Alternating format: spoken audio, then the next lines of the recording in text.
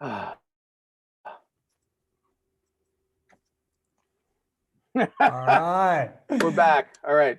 Okay, I'm your host here, Stephen Vanover, on the Sports Talk Line Network, where we talk sports 24/7, 365. This is the live reaction.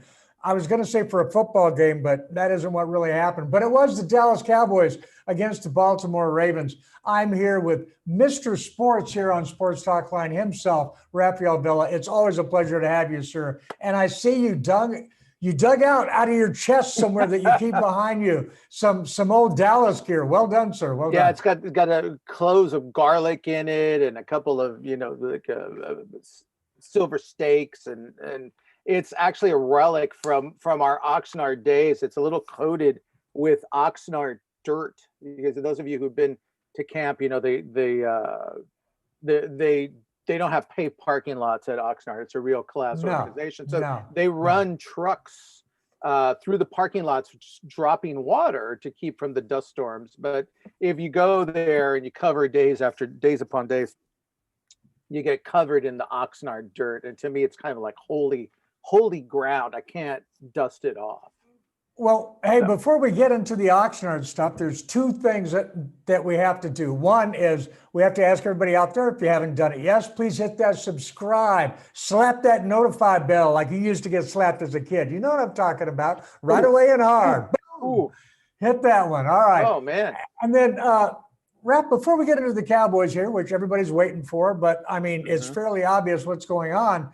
I want to talk real quick about another team that's having some growing pains right now, but they did well just a few short months ago. Arsenal and the Saved by the Bellerin podcast, which is doing so well. Fill us in a little bit about it because fans, if you haven't watched this, you want to tune in. Go ahead, man. We started it about 18 months ago. I started it here with actually several guys who live in London, follow the club, very close, and have some pedigree. One of them is working on his coaching badges.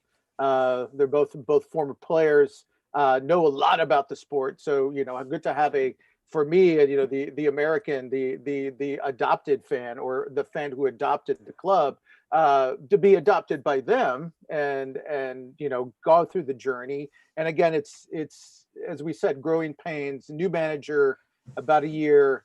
Very similar to what we're seeing here in Dallas, but again, they won a trophy last year. They won the FA Cup, the English kind of the Cup of the English Football Association. So they came away with a bauble, but they're like the Cowboys, going through a lot of transition, a lot of turnover in their roster, and so it's a journey, but an optimistic one. And I'm gonna stay optimistic about this club. There are some things even tonight to talk about in the Cowboys' performance that bear watching in the future. Yes, it's not all knee jerk and. Well, actually, here I want to talk about something positive, and that's the Cowboys' running game, which I thought showed flashes. Unfortunately, they got away from it. Elliott, I thought, showed power and vision. And then I thought Pollard showed vision and burst. I think the two of them complement each other. How come the Cowboys don't seem to stick with the running game? Because they fall behind. They find themselves behind by 14 points because their defense can't stop anybody. And so even when they move the ball, but I mean, let's keep it on that side of the ball because that is the optimistic side. I mean, this really was like watching two different teams, and what I think kept us all there for 4 quarters was the fact the offense moved the ball, the passing attack moved the ball, the running attack, as you said, it was kind of in spurts. But some good things to hang your head on. We saw the receiving core do its thing. We saw Gallup made some good plays. We saw Cooper make some big plays. We saw CeeDee Lamb make some plays. Rookie growing pains had a circus catch, Hail Mary at the end of the half that went slightly mistimed. He got one hand on it. It kind of didn't close the other hand. Exactly. He was just a little off, man. Just a little off. But Noah Brown also performed really well, and he surprisingly has a surprisingly good rapport with Andy Dalton, and Andy Dalton looked to him a lot. So anytime the Cowboys got the ball, for the most part, they were able to get first downs, convert third downs, move that. And part of the reason is, if I'm looking for my game ball, even in a 10-point loss, I'm going to give it to Joe Philbin, who's had to, retool. It seems like every week he's handed a different set of 5 offensive linemen, and he puts a new set together and 2 guys go down. And so he patches a new set together and then more guys go down. And then so this week we looked at it and we said, okay, they're going against the Ravens. He's got Steele and Knight as offensive tackles. This is going to be a disaster. Biotish is out for the year. Joe Looney's back at center. He's got kids at guards. He's got Williams. He's got McGovern. They only gave up 1 sack, and they threw close to 50 times today, and a lot of protection for Dalton. He wasn't scrambling for his life. A lot of times he was just able to stand back and find these receivers, and you can see the potency of the offense, and it just makes you wonder, okay, put the veterans back in there, let them get healthy. That is something to look forward to. I mean, we don't know, which of Martin, Collins, and Smith will be back next year. I mean, we assume Martin will be. It's a calf injury. But of the tackles, we don't know if they'll both be back, or one of them will be back, or none of them will be back. But you can see that there is, on the offensive side, a base of talent to work with. And the coaching seems to be pretty solid. The tight ends coach also deserves a lot of credit. He's been working with backups all year. We saw Dalton Schultz have a pretty solid game today. I mean, these guys are not perfect. They're backups, but they're, that side of the ball, those units are fighting for 60 minutes. So that's something to kind of hang your proverbial hat on, and to keep watching. That's the thing that keeps us watching, or keeps me watching anyway. Yeah, I really like where you're going and what you touched on. I love what the Cowboys are able to do. They really hung their hat on play action today, and it was working for them.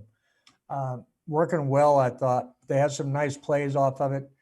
But, Andy Dalton does what he does best, which is pick up stats in garbage time. And he made some early too. It's, there's those errant throws in the middle of the game that kind of just have you, the near interception or the actual interception. His one pick was tipped. I can't really fault him for that. No, but, yeah, that's not as bad on that. But I get the feeling when I'm watching the Cowboys, especially when I look at this wide receiving core. This wide receiving core, I was so excited about, and which Dak Prescott definitely has an affinity for and seems to be able to use. And I get the impression of, when I'm watching what's going on now, it's sort of like an orchestra of great players, and you have a high school conductor. And it's just not working. With Dalton at quarterback, he's missing too many things. Yeah.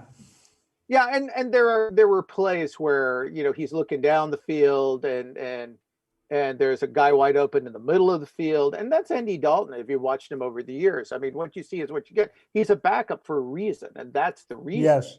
And so, he's in a situation now, and I think he's doing an okay job with it. But it's a real shame that everybody's going to point. If let's move to the special teams, Steve.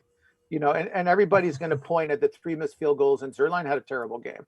But 2 of them were beyond 50 yards. I think one was 52, one was 53. And again, this is a bad football team running out the string of a bad year, star-crossed, no injuries. Yeah, you can. There's multiple reasons you can ding this team. But again, if we're looking for things that got better,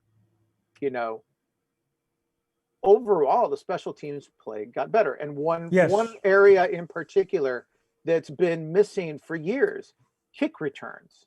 Tony Pollard had a very long kickoff return, 66 yards, some yards, but had a couple of other strong returns. But he had some in games prior. That part of the special teams formula is getting better. And again, before this regime came, I mean, how many special teams? You have to go back to the Avizano days. Yeah, Harris was the Oh, last time that Harris we is a had. returner, but I'm talking about as a special Yeah, team coach. You have to go back yeah, to the true, true. Avisano days. I mean, they've gone and they brought in big names. They brought in guys like Bruce DeHaven and they brought in Joe DeCamillis and guys with good reputations. None of them were ever able to make this entire unit click. And it just seems that John Fossil is starting to do that. It's late. He Agreed. had a lot of growing pains, but he's putting people in the right places. Pollard is finding himself as a kick returner and making real contributions in that role. Well, all right, let me change up on you a little bit and talk about what the Cowboys have been doing here, not just this season, but for many seasons. And I'm just mystified why they can't get some push on it. It's been a long time since they ran off their inside presence by upsetting him during his rehab and pushing him out. What was it, to the Vikings or something like that? But the Cowboys have not been able to stop the run for a lot of seasons. And no matter what they do, they threw a lot of money and a lot of effort. They signed free agents Griffin. They signed Don Terry Poe. They drafted Hill. And none of this is working and stopping the run. 290 yards against them. And a lot of it was right up the gut. I mean, some teams seem to have a really good running game or a really bad something else. What is it with Dallas that they cannot stop the run and or are susceptible to a power running game for years and years and years? Well, yeah, as you said, it's terrible this year. But I mean, go back to the Rob Ryan days; it was terrible. In the interim, it got respectable, but it hasn't really been great for a long time. But this is something that I kick around with people, other people who write about the club on Twitter and other forums. But this is a club whose legacy, if you look at their history, they were a 4-3 team, but they hung their hat on having really marquee level defensive tackles. Bob Lilly's in the Hall of Fame. Randy White's in the Hall of Fame. They had some good sidekicks playing with them, guys like Jethro Pugh. In the Jimmy Johnson days, he bought in bulk and he had a 5-man rotation of exceptional players. Leon Lett's probably the best of them. Right? So and then even more recently, the last time when they had a number one defense, and you have to go back 70 to find it.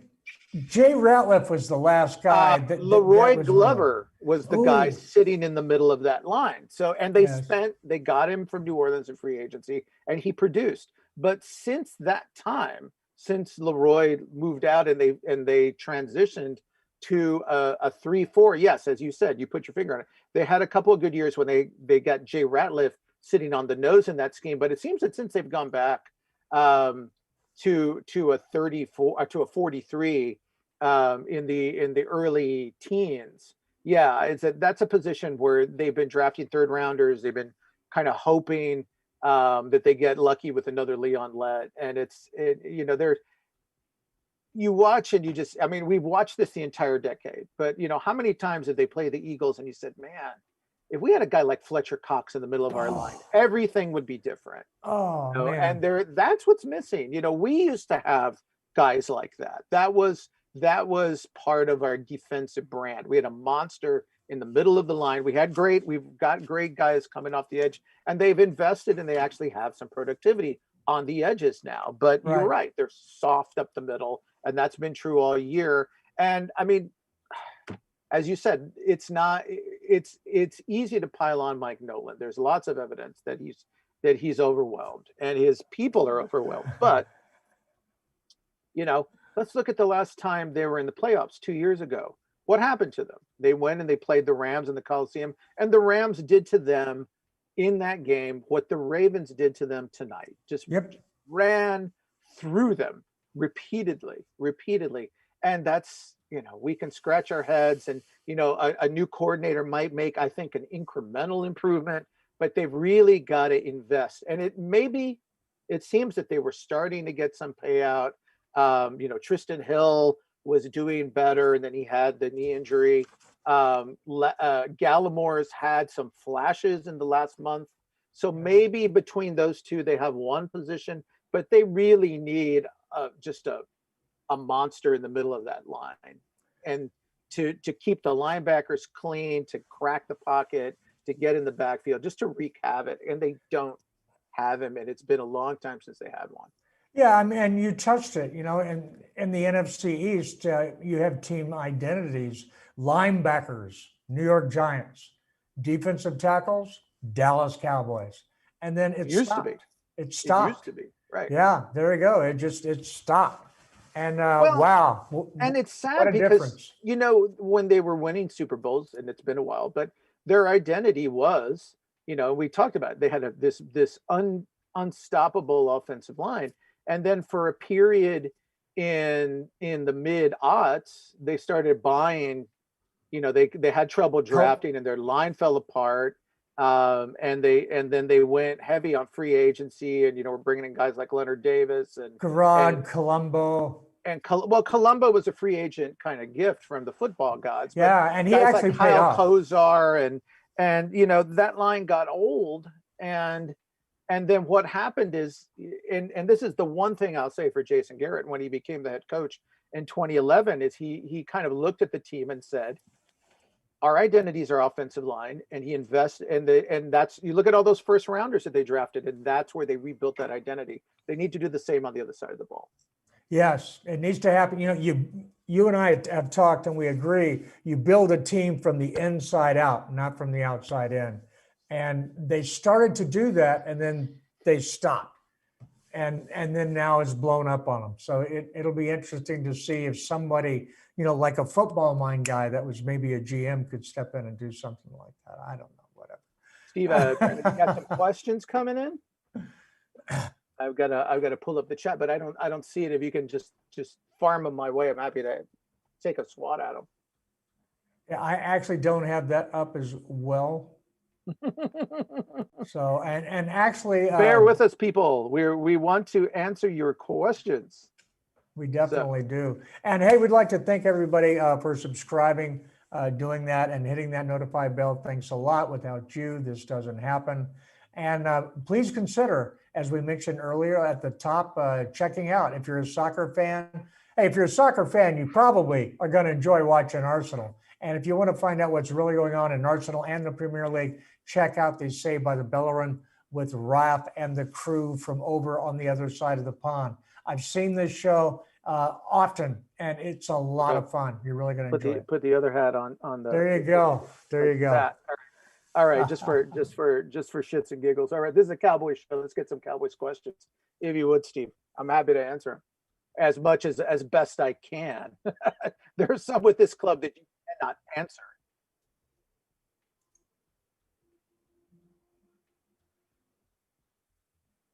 Williams at center. Well, I'm not the biggest Joe Looney fan, but I'm just looking at the numbers that are available to this club right now. McGovern's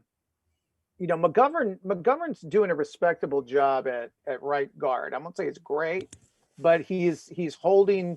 He's not getting pushed in the pocket. He's actually the one guy of the interior lineman who seems to get the most consistent push when they run. And you notice early in the game when the Cowboys were establishing the run, they were running right, and they've been doing it for a couple of weeks. They're running to McGovern's side, but Williams is not a power guy, and if you move him to center, who plays left guard?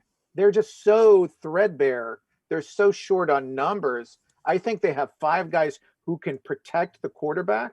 And that's if that's priority one, is like if they can throw the ball, they've got a chance any given week, especially with the schedule they have left, because it's the Bengals, and it's the division, right? So those are teams. Now Leonard Williams is going to be a load, and the Washington line is going to be, well, they played Washington twice. Who's the other game? They play the Eagles, they play the Giants, and they play Cincinnati next, and then they've got another NFC game, but those are manageable games, and I just think if I don't want to shuffle this line anymore. Well, yeah, also, Ralph, when you're looking at things you can or should or shouldn't do, the line is playing okay right now as long as we run up against teams that have a problem mounting a superior pass rush, which, as you pointed out, that's what our schedule is right now. It matches up really well. So let this offensive line work together a little bit and just get incrementally better that way. What else we got? All right. Well, another thing they talked about is the third running back, Rico Dowdle.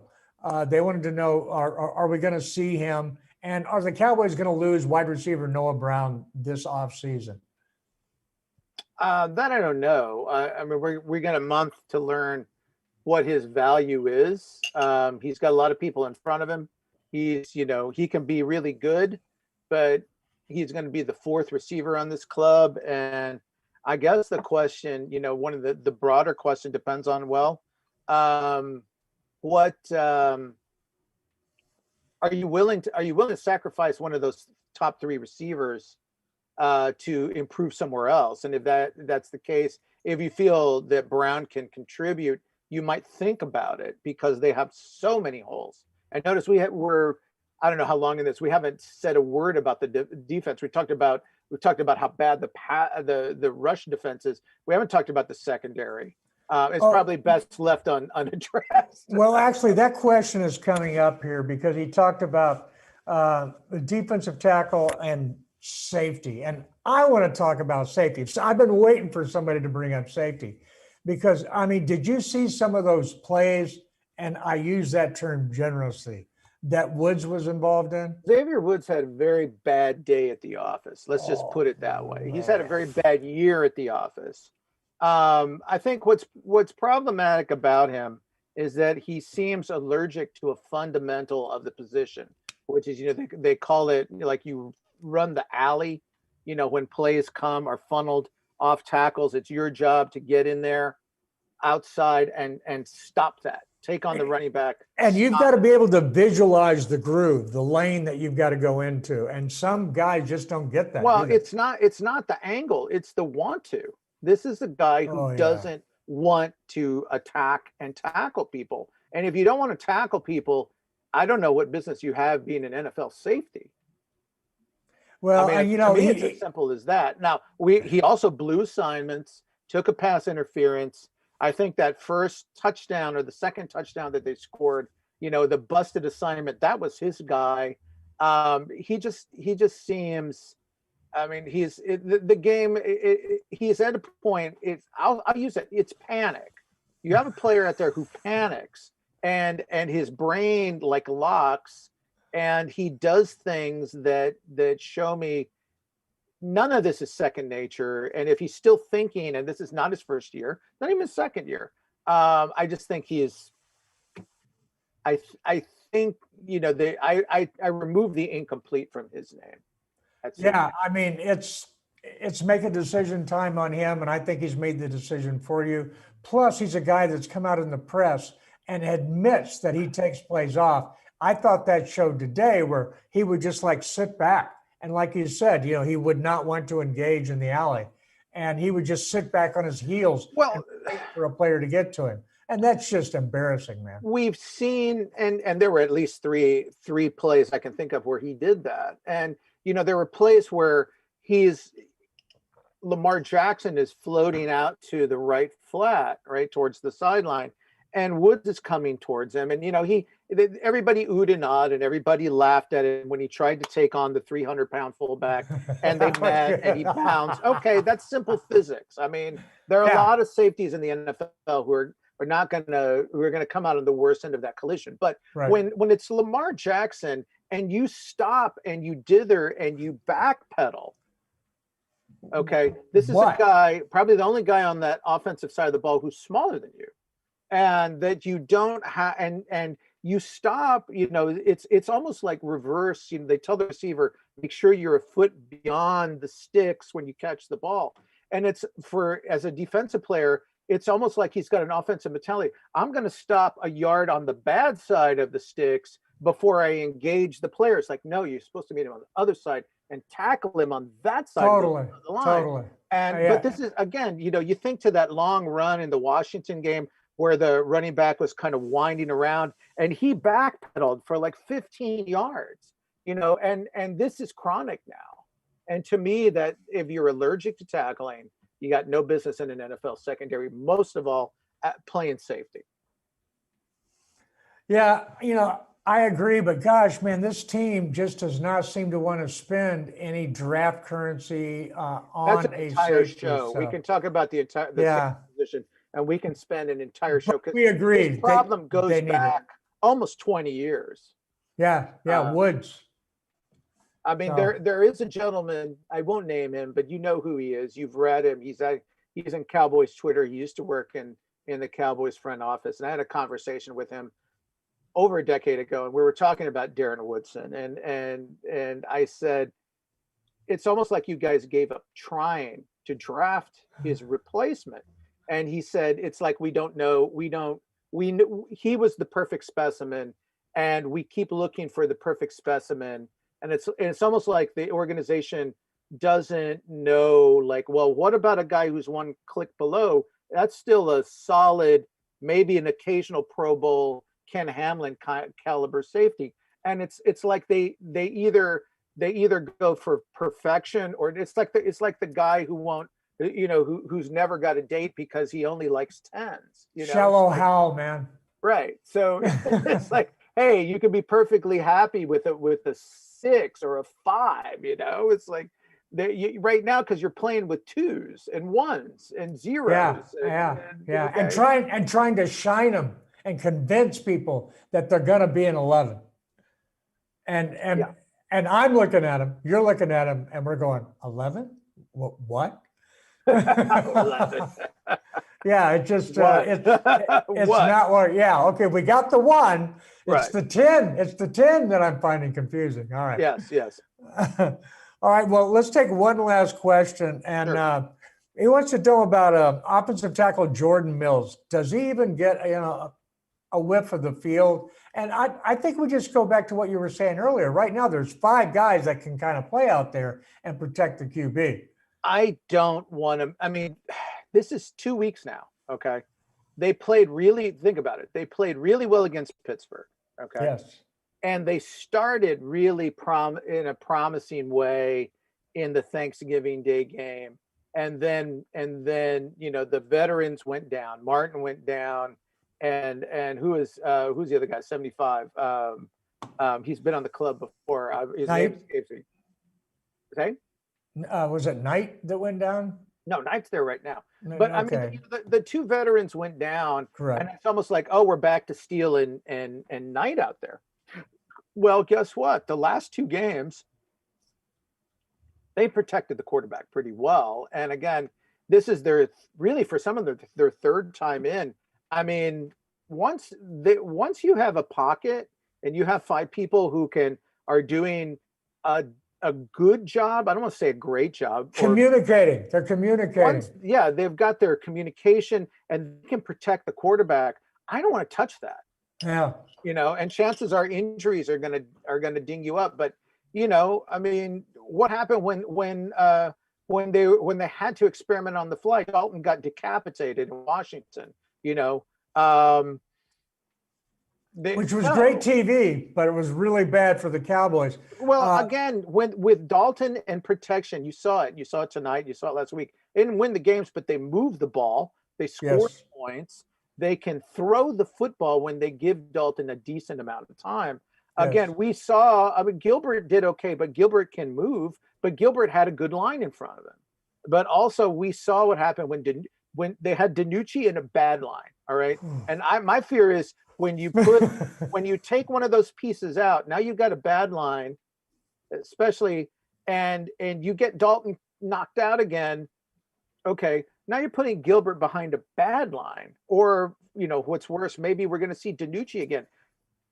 They're not going to score in those. I mean, with Gilbert, they might because he can run and they can move the pocket, but I'm having fun watching them throw the football. I mean, they're not winning the games, but at least when the Cowboys have the ball, they can string some first downs together. They can have some nice runs. They can have some nice passes, and they can move the football, and that's fun to watch. And that's the one thing right now about this club that's making it tolerable. And I think if you start tinkering with the line for the, how many times has Philbin had to patch this thing together? And you I just don't think you voluntarily punch another hole in the tire. That makes sense. And also, I can hardly wait. Dalton has yet to find a rhythm with any of these receivers. Not a one of them. His best chemistry is Gallup. with Noah Brown. Actually, yeah. Wow. I was Is. saying Gallup, but no, you're right. Noah Brown. Well, I mean, think about it. They're backups. It They makes probably sense. practice more together because, Yeah, it makes sense. Dak was working with the starters until he got hurt. So, I mean, when he finally drops into sync with some of these guys, because any of these receivers can get open deep. And that's what Dalton does best is throw it up and let his guy have a shot at it. But when he gets in sync with one of them, it could get a lot of fun on game day. Let's hope. I mean, they have a game. They have the most winnable, shall we say, game coming up on their last month. Next time they go out against the Bengals, and really, if they don't beat the Bengals, I mean, we're looking at a top 3 pick, and maybe that's maybe that's their fate. Maybe they need it. So we'll take it. But again, if you're really still like pulling like one more win. I mean, this is the one because they've lost their quarterback too. Burrow's out, but they have some pieces on defense. So yes, they can make it sticky for you. So nothing is automatic with the 2020 Cowboys. Not in the NFL, not in 2020, not with this team. No way. Well, hey, look, man, we've covered about all of this all the way up and down. You can. I mean, it's a bad football team playing a good football team, and that's generally what happens. Yeah, but even bad football teams, we got to keep this in mind. Even bad football teams have good pieces, and yes, we did see some good pieces. We did see some good players. We did on the offensive line, on the offensive side of the ball. We saw some good. And so, I still want to see more from McGovern. I want to see more from Pollard. I want to see if I want to see the receivers, if they build a tighter sync with their quarterback. I like, what the backup, what the young, well, they're the starters now, but the reserve, the Schultz and Hill are doing. So, there's a lot to watch. And they'll give us some big plays. They'll give us some good plays. Like Pollard gave us that wonderful kickoff return. Oh, it's exciting! You gotta. I hate saying this, but I mean we've got to adopt a preseason mindset because they're not going to the playoffs.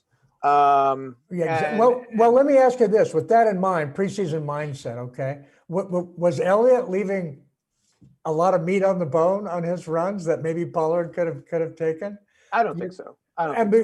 Because that's what a lot of people are out there saying. They're trying to compare it back. And I look at it and I think, I thought both running backs did really well with the opportunities that they were given today. I mean, I've had some disappointments with Zeke this year, but, and large, I mean, look at what he was blocking for him. And look, as much as I praise the pass protection, this is a backup unit by and large. Yes. And maybe one of those guys, and I don't know if it's Williams has been the starter, but it could be that McGovern is the one keeper for the future line as your starter because Martin's going to take one of those guard positions. We was hoping the veteran tackles come back. We hope Biada should be back, so there's your center. So we're working with basically 4, if you think about it, 4 backups. Right. And where that really showed was when they had first and goal at the 1. And I always roll my eyes at this. People are dinging there's terrible play calling because they ran into the line 3 times. They needed 3 feet. Okay. You should be able to call any run, left, right, middle, off tackle, and you should get 3 feet with an NFL caliber line. But this is where the fact that they were all backups really manifested itself because they got stalemated, or in some cases they whiffed blocks or they got pushed. and that's where it shows. And that's even the offense, as optimistic as we are about them, has really real limitations, and that's one place: goal line. Oh yeah, well I saw that thing. I was getting the Al Pacino flashback about this being a game of inches, which we've always heard our whole life. If you've played football, it's a game of inches, and right down there on the goal line, 3 feet, and they could not get it. And it was obvious, like you said, that, it was a men and boys situation. The two Connors just don't have the push, but as you said, they look proficient somewhat in pass defense, excuse me, in I pass think blocking.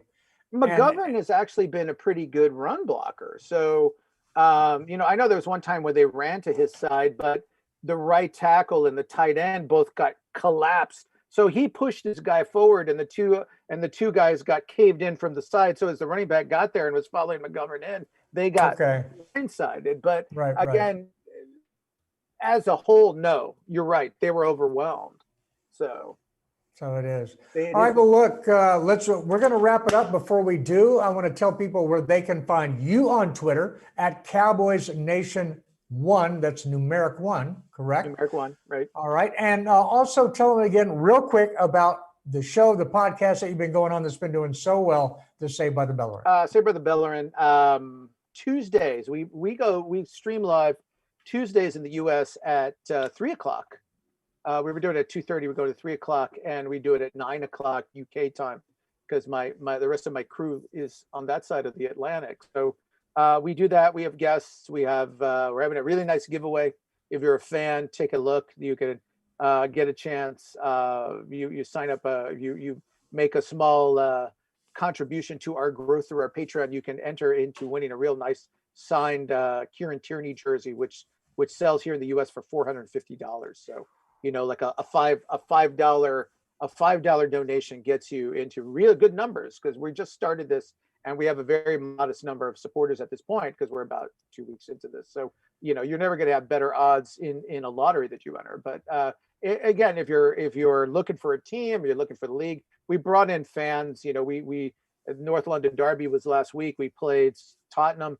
We had a Tottenham blogger on.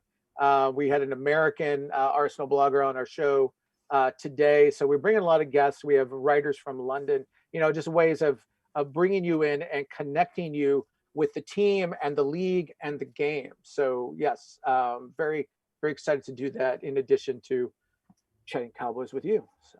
All right. Well, thanks a lot, Rap. It's always a pleasure. You and I go back in the day to Oxnard and the crew. We kicked up a lot of sand back there. Yes, we did. And to everyone that's been listening out here, hey, we really appreciate it. Until next time, listen like you play with intensity. Go Cowboys. Go Cowboys. I'm not going to sing the Dallas Cowboys song. Oh, yeah. We want the